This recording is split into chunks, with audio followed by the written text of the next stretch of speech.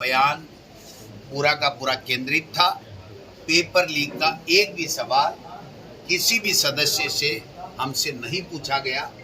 कानूनी रूप से जो उनके पास में भारतीय जनता पार्टी के तमाम नेताओं के द्वारा या किन्हीं के भी द्वारा जो सूचनाएं भेजी गई हैं, मैं समझता हूं कि उनके ऊपर एक इस तरीके का वातावरण बना करके और ये जो कार्रवाई भारतीय जनता पार्टी जिस तरीके से माहौल बनाना चाहती है, बिगाड़ना चाहती है, मैं समझता हूं कि ये प्रजातंत्र के लिए ठीक नहीं है।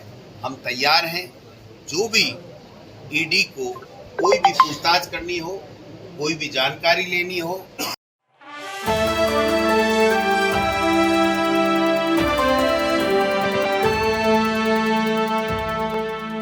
देखते हैं आप इस कार्रवाई को। देखिए, सुबह इसको सामने से 8 सवा 8 बजे मोबाइल का तार डाले रही मेरे इसी ऑफिस में जहां मैं खड़ा हूं, वहां पर मेरे जो लक्ष्मणगढ़ विधानसभा क्षेत्र के लोगों से मैं चर्चा कर रहा था। अचानक 4-5 ऑफिसर आए और मुझे खड़े खड़े कहा कि आप ही डोटासरा जी हैं। मैंने कहा जी हाँ। बोले हम ईडी से हैं, आपके घर की हमको सर्च करनी है, आप लोगों से पूछताछ करनी है। मैंने कहा मोस्ट वेलकम। जो 5-10 लोग यहाँ पर थे उनको सबको रोक लिया, हमारे सबके मोबाइल ले लिए। उन्होंने बड़ी तसल्ली के साथ में एक एक चीज़ की सर्च की और उसके बाद में मेरे छोटे बेटे अविनाश जो अकाउंट्स ऑफिसर है उससे उन्होंने बयानात लिए। कहीं भी कुछ भी न 1 रुपया मिला, न कोई किसी तरीके का कोई डॉक्यूमेंट उन्होंने सीज किया। केवल और केवल 3 मोबाइल, मेरा, मेरे दोनों बेटों का 3 मोबाइल और जो ईमेल है दोनों की बेटों की, वो लेकर के गए हैं। और मेरी ईमेल उनसे खुल नहीं पाई, उसको डिलीट नहीं करने का मेरे से एफिडेविट लेकर के गए हैं। इसके अलावा कुछ भी मेरे यहाँ से नहीं मिला। केवल और केवल मेरे बेटे से उन्होंने जो सवाल किए, वो सवाल तो उन्होंने अपने अलग से किए, बट जो मुझे जानकारी मिली है केवल कलाम कोचिंग से हमारा परिवार का क्या संबंध है, इसके ऊपर उनकी पूरी की पूरी कार्यवाही, बयान पूरा का पूरा केंद्रित था। पेपर लीक का एक भी सवाल किसी भी सदस्य से हमसे नहीं पूछा गया। कानूनी रूप से जो उनके पास में भारतीय जनता पार्टी के तमाम नेताओं के द्वारा या किन्हीं के भी द्वारा जो सूचनाएं भेजी गई हैं, मैं समझता हूं कि उनके ऊपर एक इस तरीके का वातावरण बना करके और ये जो कार्रवाई भारतीय जनता पार्टी जिस तरीके से माहौल बनाना चाहती है, बिगाड़ना चाहती है, मैं समझता हूं कि ये प्रजातंत्र के लिए ठीक नहीं है। हम तैयार हैं, जो भी ईडी को कोई भी पूछताछ करनी हो, कोई भी जानकारी लेनी हो, हम उनको जानकारी उपलब्ध कराएंगे। जो भी दस्तावेज चाहिए उनको वो हम दस्तावेज उपलब्ध कराएंगे। अगर कहीं भी एक आलपिन की नोक जितना भी हमारा किसी पेपर लीक में किसी भी परिवार के सदस्य का अगर कोई इन्वॉल्वमेंट पाया जाए, तो हम लोग पूरी तरीके से स्पष्ट करना चाहते हैं कि न तो हमारा पेपर लीक से कोई संबंध है, न हमारा कलाम कोचिंग से कोई संबंध है। केवल और केवल ये वातावरण दूषित करने का काम भारतीय जनता पार्टी कर रही है। इसका हम मुंह तोड़ जवाब देंगे और जनता के बीच में जाएंगे, जनता को इनकी सच्चाई बताएंगे और जो जनता फैसला करेगी वो फैसला हमें स्वीकार होगा।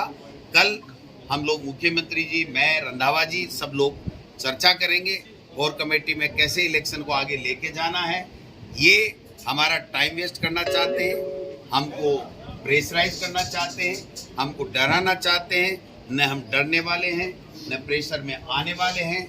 हमने कोई गलती नहीं की, हमने कोई भ्रष्टाचार नहीं किया, हमने कोई गड़बड़ नहीं की। न पेपर लीक से हमारा कोई संबंध है, न कलाम कोचिंग से हमारा संबंध है। उसके बावजूद भी जो जानकारी या जो जांचें जो ईडी को करनी है उसमें हम पूरा सहयोग करेंगे, ये मैं आपको आश्वस्त करना चाहता हूँ।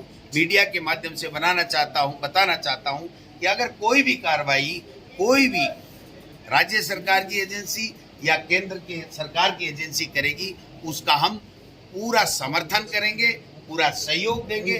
जो उनको जानकारी चाहिए वो जानकारी हम उनको देंगे, वो अपनी कानूनी कार्रवाई करें, हमें इसमें कोई दिक्कत नहीं है।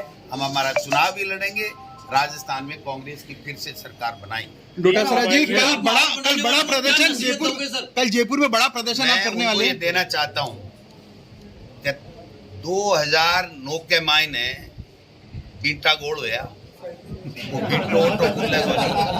वो बीटो ऑटो खुले गोनी। मैं 1.5-2-3 महीने से सुन रहा था कि मेहरिया जी लोगों को ये कह रहे हैं कि चुनाव को रंगीन बना दूंगा। अगर यही रंगीन था तो मेहरिया जी ने बहुत बड़ी गलती कर ली। अगर यही इसी कार्रवाई से की अपेक्षा से अगर सुभाष मेहरिया जी मेरे सामने चुनाव लड़ना चाहते हैं, ये लक्ष्मणगढ़ की जनता है भाई साहब, बाप और बेटे और माँ जाए भाई का सा प्यार मुझे दिया और मैंने दिया है, समझे ना।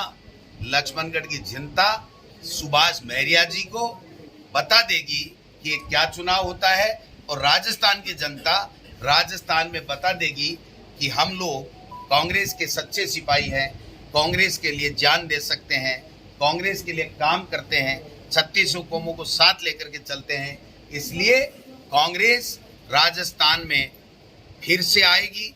अशोक गहलोत जी के बेटे वैभव गहलोत जी के जिस तरीके से समन दिया गया है, और चुनाव के नज़दीक में बहुत पुराने दिनों से हम 10-15 साल से सुन रहे थे, और उन्हीं मामले को लेकर के आज चुनाव के नज़दीक समन देना ये प्रदर्शित करता है कि भारतीय जनता पार्टी हमको डराना चाहती है, हमारे नेताओं को डरा करके और यहाँ इलेक्शन जीतना चाहती है।